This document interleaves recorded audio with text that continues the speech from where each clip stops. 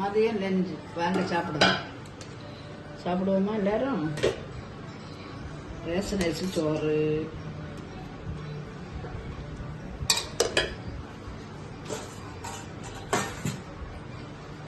முருங்கைக்கீரை பொரியல்,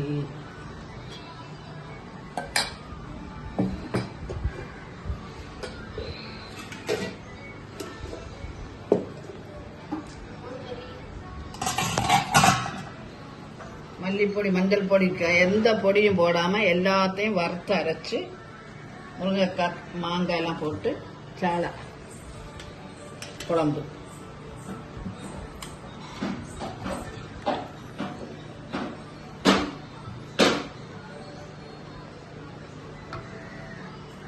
திருப்பி ஊத்துறதுக்கு ரசம்.